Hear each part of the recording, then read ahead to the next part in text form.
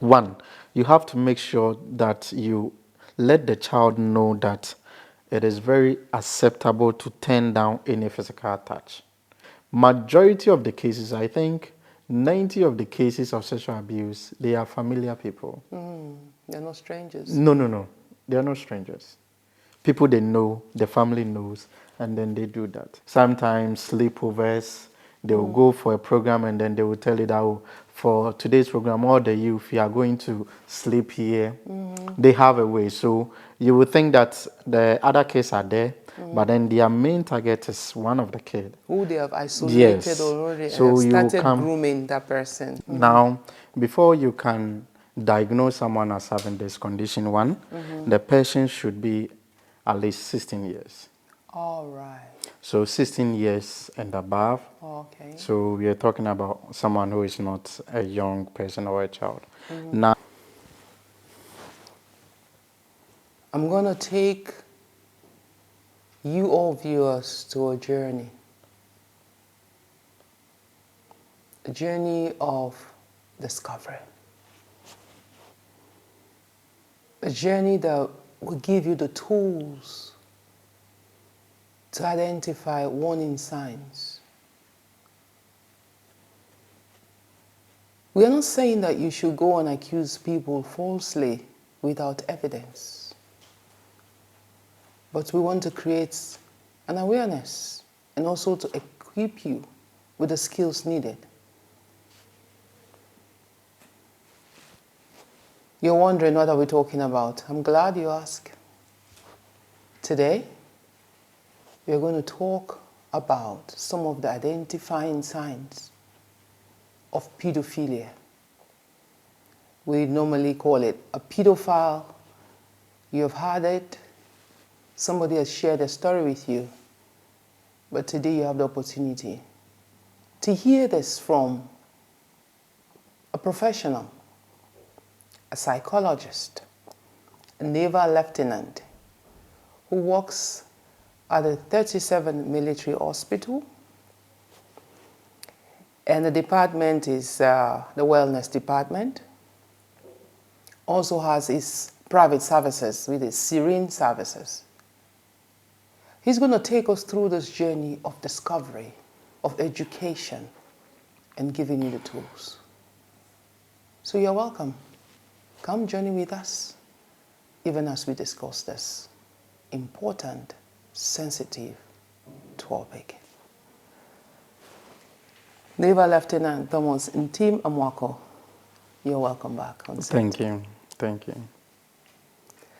So give us an overview of pedophilia. Okay. So when we're talking about pedophilia or pedophilic disorders, it is a mental condition that people who are suffering from this condition, usually it is characterized by recurrent, intense sexual fantasies and urges that is geared towards children who are not up to 13 years. So in simple terms, we have people, and then just like for an adult person, we see an adult person and would have some kind of sexual fantasies or urges. Now for these people, the urges is for only children. So they don't really see adults in that way. They are not really moved sexually by adults. But then for children, they are easily moved. And then we're saying that it should be something that is intense, and then it's recurrent. Then they have these urges and fantasies that are specific to only children. And then the children here, we are talking about people who are not up to 13, so 13 and younger. Basically, that is it when you're talking about pedophilic disorder. So, whilst you were talking, you said it's intense. Yes. It is a mental disorder. It has to be repeated. And the desire is towards prepubescent Yeah. from 12 downwards. Yes. and they are not 13 downwards. 13 downwards, Yes. and they are not attracted to like adult. No. So it means this are adult. Yes. They are not young. Yes. Oh, okay. Okay. That's good. So just to throw more light on it, now, before you can diagnose someone as having this condition, one, the person should be at least 16 years.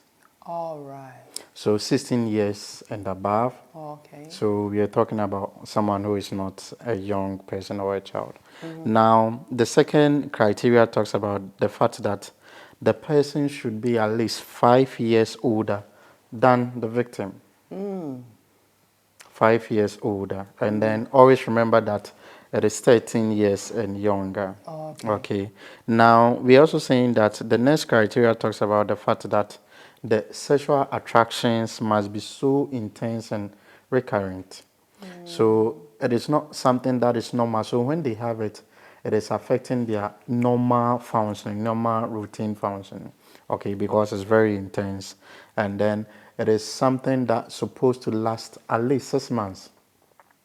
So you would have someone, and then for a number of months, they've been having those urges, those fantasies, and then they have some behaviors with children that is directed to the sexual activities as we're talking about. And now, the last criteria that we can use to say that this person is having this disorder is one, it should be that the individual either acted on the sexual urges or they are being affected by the urges. So you would have people and then they have this disorder, but then they are not so bold and brave enough to act it. But the urges is killing them. So they see children and then they don't know what to do. But then you would have people who would go forward and then abuse them sexually.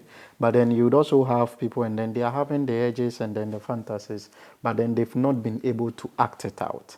But then it is causing them some significant distress. So it is affecting their work, their family relationships that they have. So until we have all these criteria being met before we would say that someone is having this So disorder. these are the indicators Yes. of a perpetrator Yes. that we should look out for. Yes. He has to be 6 months. Yes. And the behavior. The behavior persistently 6 months. And 6 months. Take a toll on them like it disrupts their daily Yes. activity. Yes. And then you'll be able to diagnose. So, wow. Before we go further with this, I know sometimes some of them will use a method that they get the children or the victim to themselves, kind of like groom them for a long time and things like that. I just want us to touch on that, Okay. and then we can continue with Okay. Yes, it's very true and it's key. When you're talking about this disorder, they use what you call grooming. Basically, it's the process where the perpetrators or abusers skillfully manipulate their victims. Okay. Now they want to make things available to the point where they can easily act on it and also keep it a secret. So that is the intention. So they want to create an environment where they can easily get that child and take out those edges on them and then keep it a secret. So that is grooming. But then it comes in 5 different stages that I'd want us to go through. Please, you can go through the So stages. now the first one is that they select the victim. Now research shows that they look out for vulnerable children. So now it could be by physical appearance. So you'd realize that sometimes they really target children who don't really have, who are not from wealthy families, because they know that, okay, this child is vulnerable. Even the kind of homes that they are coming from, there is a discord. There is kind of family problems there. So they target them because they are easy targets. Now, they also look out for children who are having some kind of psychological characteristics, especially low self-esteem. So you see children and then they are kind of timid. They are not outgoing, and then these are the people that they target. because of the low self-esteem, they know that if they are able to get their way out with them, they can't come out to talk about it. Yeah, So exactly. that is the first stage. They select a victim. Now, the second stage is that they try to gain access and then isolate them. Now, in going around this, they involve themselves with activities that has to do with children Wow. to get access. So if, let's say, in our part of the world, if there is any kind of youth association or society, they'll be there. The Girls Guide, Boy Yes. Scout, Good. football coach. Good. Wow. They are there just to get a constant access to them. So now when they are in that role, you'd realize that most parents would be relaxed because they know this person is in this society or activity, so you can leave your child with this person. Now, after getting that access with the child, they try to isolate the child. Now, they try to get the child into situations where there might not be any adults, and then they'll be alone with the child. Sometimes giving ride homes. Oh, let me take you home. Okay, so they're alone in the car. Then they continue with their grooming. Sometimes sleepovers. They will go for a program and then they will tell you that, oh, for today's program, all the youth, you are going to sleep here. They have a way. So you would think that the other kids are there, but then their main target is one of the kids. Who they have isolated Yes. already and have So you started come. grooming that person. Yes. So you'd have other kids, and as a parent, you might think, oh, it's not the only person. The other kids there, but then they have their target. Now, after getting the success and then the isolation, what they do is that they try to develop trust with the child. They're very cunning. So they are charming and warm their way yes, through to the hearts, feeling yes, the need that the child might need. yes. So they actually use that charming to deceive people. So you won't even think that, oh, this guy can do that. Wow. It won't even cross your mind. Okay. So we are saying that they get cooperation and the trust of the child. They don't really want to do it forcibly. So they try to get that child to trust them and then cooperate with them. And then they show them love. Okay, they show them love, thinking that, okay, you can trust me, everything, just talk about it with me. They need that kind of trust before they will initiate the act. Now, the fourth one is trying to also desensitize them to the sexual content or physical content. Now, what they do is that, one, they start conversations around sex. So a young, do you have a boyfriend? It could be that this child is innocent. They don't have those kind of behaviors or those kind of relationships. Then they start to introduce that. It's like they are prepping their mind for it. Then they continue to also bring in physical contact. So they start by just sitting you, tickling you, so that you laugh. It's like play, okay, but then they have their intentions. So it will get to a point, it will move from the tickling to hugging. Then they'll move to touching other areas of the child. So it is at this stage that when they are successful, they abuse the child. So that, like, they want to see how far we can go, Yes. how she can resist. Is this Yes. someone Yes. that will create a scene? Oh, Yes. my professor or my Yes. coach did this to me today. I see, I see. Yes, Wow. yes. And then the final stage is post-abuse maintenance. So after they've abused the child, they want to put measures in place that the child won't go out and talk about it. Wow. Yes, that is why we mentioned that the process of grooming is to keep it a secret. After acting on it, they want everything to be a secret. So what they do is that sometimes they can intimidate the child. Yes, don't tell anybody. If you tell someone, I'm going to kill you, I'm going to do this, I'm going to harm you. And then sometimes they would try to encourage the child to keep it a secret. And then they try to make it as if that they love them. They tell them they love them. So sometimes you meet children who thinks that the perpetrators actually love them. Because they have been groomed to Yes. believe that Yes. that is real love. Yes. And because they love them, if they ask them for a request, they can't deny someone who Yes. loved them that request. Yes. Wow. Yes. Basically, that is it. So these are the stages or steps the perpetrators will take in getting a child. Wow. Yes. Can we add the communication there? Because sometimes the way they communicate and all those things. Okay, so basically with communication, now it will come into play with the child, the victim. Okay, most often the case, you'd realize that you will see it after one abuse or when they are in the process of grooming them. So now there are certain things that you have to take a good look at. Now, the first thing, when your child speaks about one person, one particular person, a lot of times. So everything, Brother Kwame, Brother Kwame, Brother Kwame, everything, Brother Kwame. Now, we are not saying that if it happens, it means that Brother Kwame is a pedophile. But then you should be observant. Yeah. Yes, so that is key. Now, they might also come home with unexplained gifts.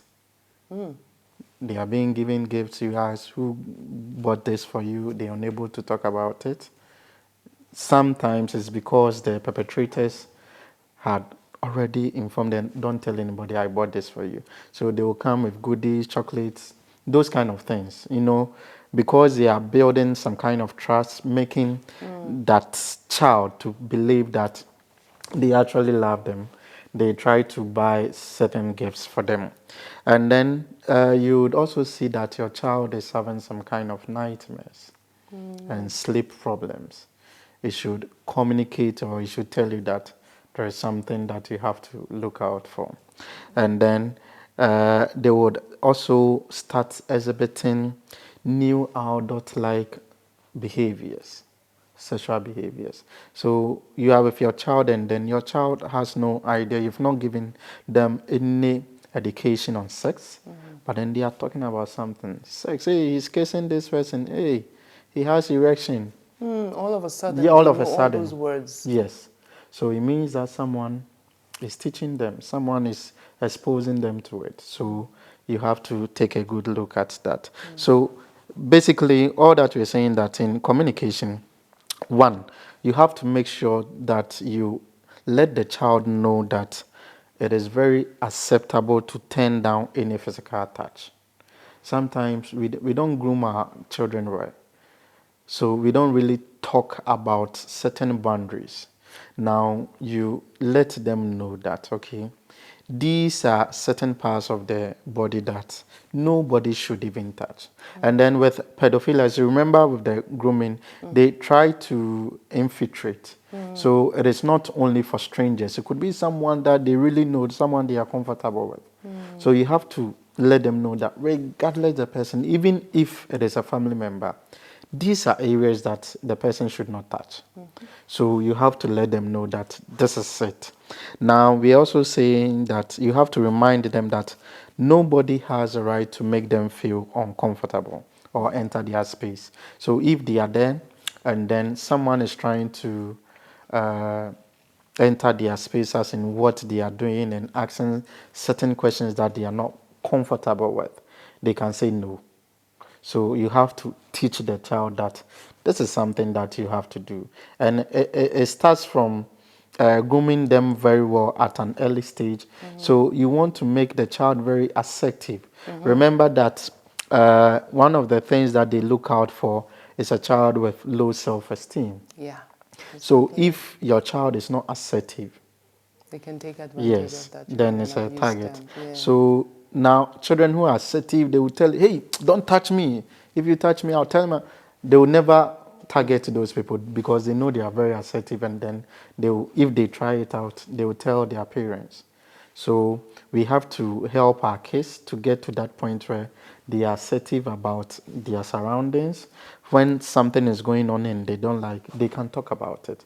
Not to be timid and say, me, I don't like this, so I'll tell them, no. They have to speak out. So you have to make sure that as part of your communication, you have to make sure the child is at that level where they will be assertive. And then they should also have the limit of refusing a hug and a kiss. You have to let them know that it is not the case that everybody can hug you or kiss you, even if it's a family member. Because when we the other day we talked about incest and then sexual familiar sexual abuse. Majority of the cases, I think 90 of the cases of sexual abuse, they are familiar people. They're not strangers. No, no, no. They are not strangers. People they know, the family knows, and then they do that. So you let the child get to a point where they know that, okay, hug, kisses, certain behaviors are not done with any other person. Even if the person is your brother, your sibling, your father, no. So these are some of the communication bits that you have to look out for when you are talking about pedophilic disorders. Wow, wow. You know, so this grooming can take place in person and also they do that online. Is it now with the social media? Yes. They still apply the The same, same but they do steps. it, yes. Yes, they do it online, and because I was watching a documentary where one of the guy pretended to be like a 13-year-old, sent a friendly request, and he started chatting with the girl, and the girl thinks she's talking to a 13-year-old boy 13, yeah. until they started sexualizing the girl. And then she realized that this might not be.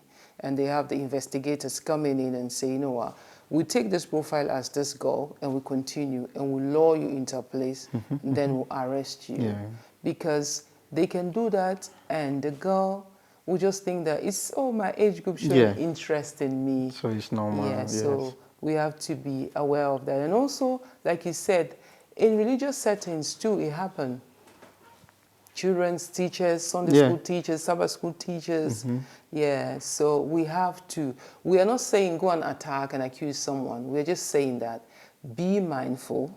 And when you see the signs, these are signs that tells you that you should be mindful and take care and do something about it. Wow. So we want to look at effects of the victim. So imagine as a child being groomed, being sexualized, and then repeatedly being abused. How does it affect them?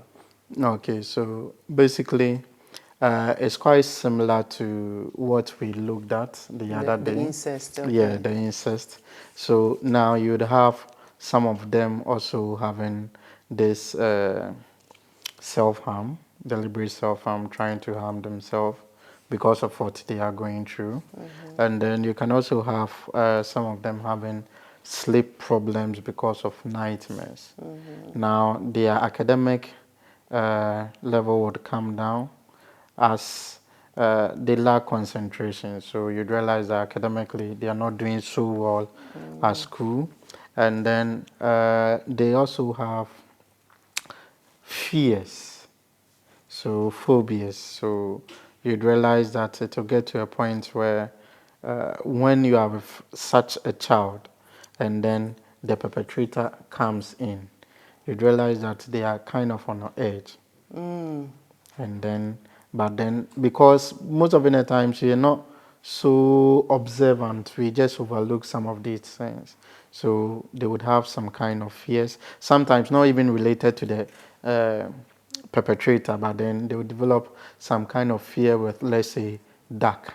It could be that anytime they are being abused, they are being doing it in the dark place. So you realize that someone who was not having that fear, it got to a point where now they are afraid. Even if there is lights out, then they are shouting, making noise. Okay, so basically that is something that we will see with such people.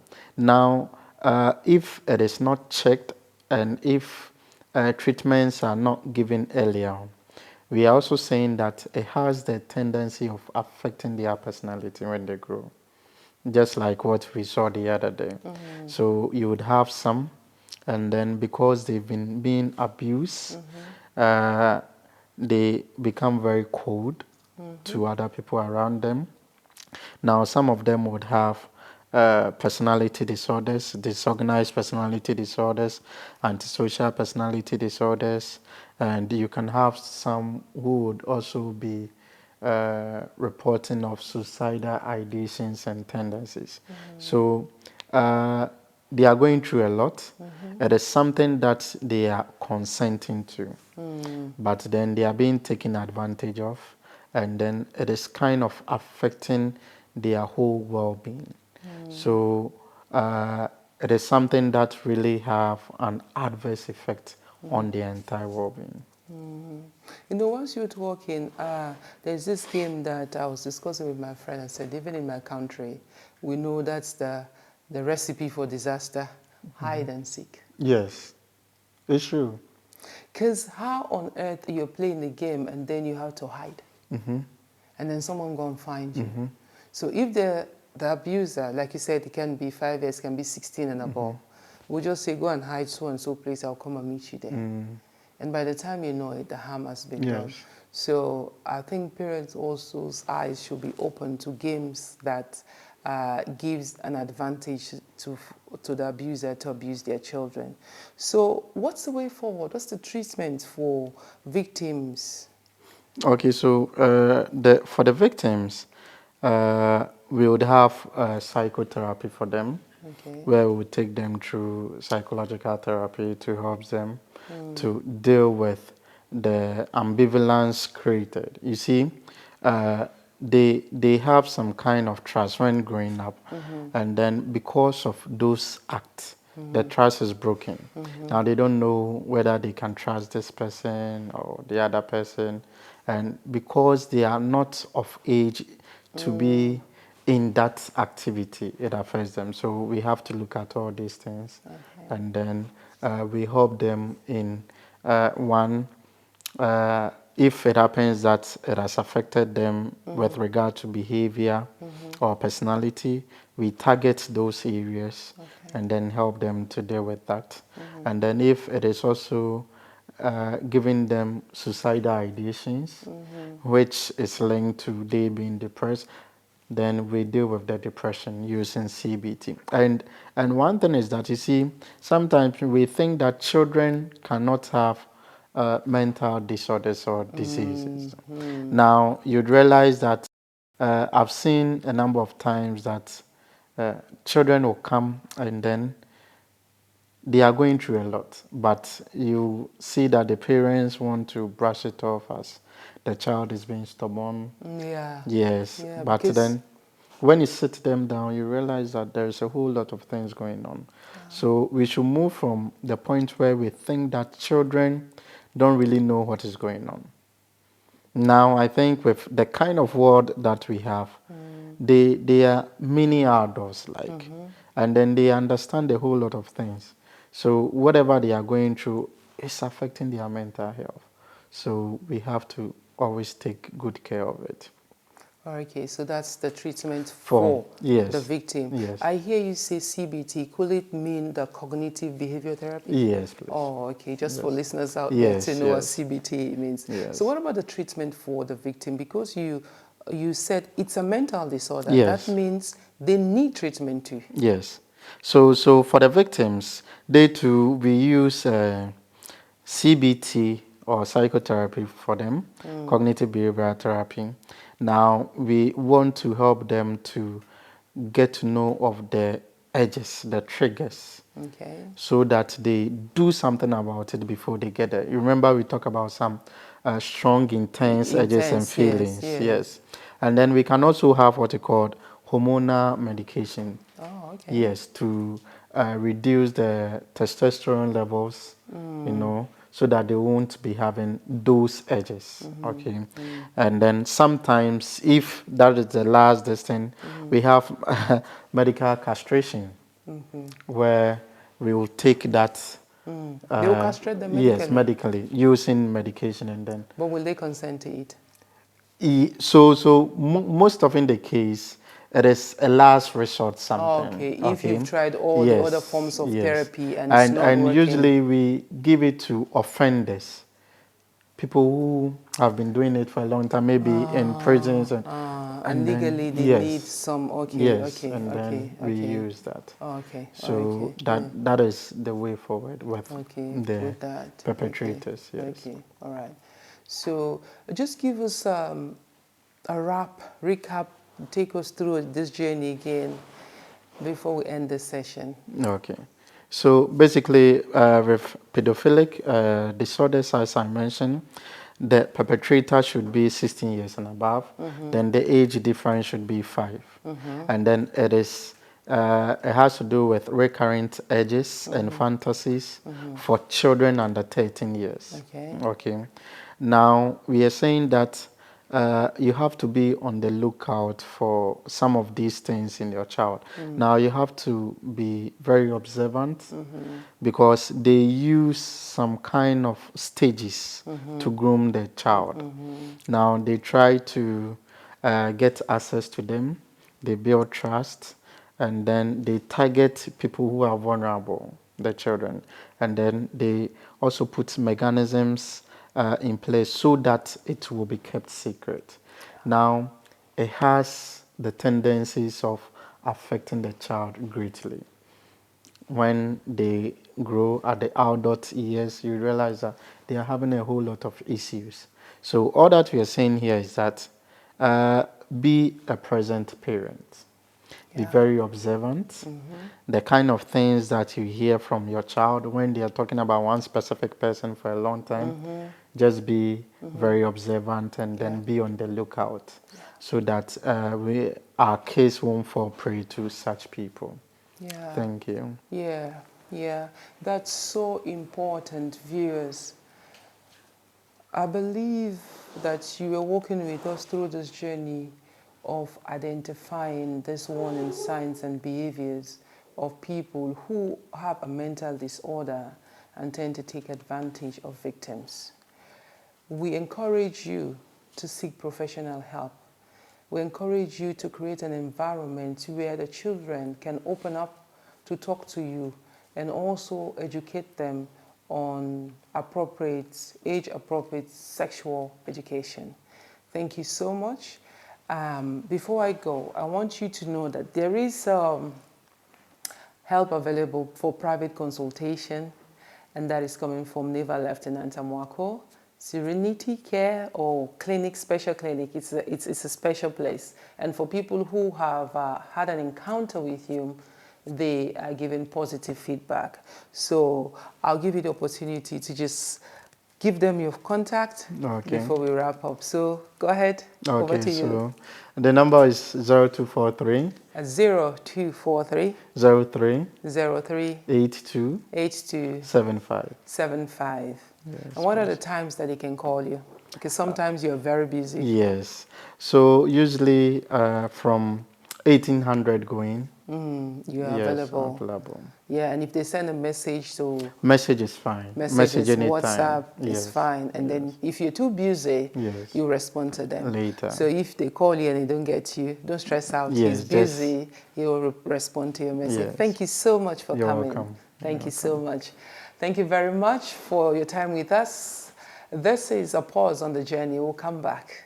And when we come back, we'll bring something amazing for you. We want to look at the legal structures that are in place for children and for families seeking support and also justice. This is Sex in the Temple, and my name is Monique.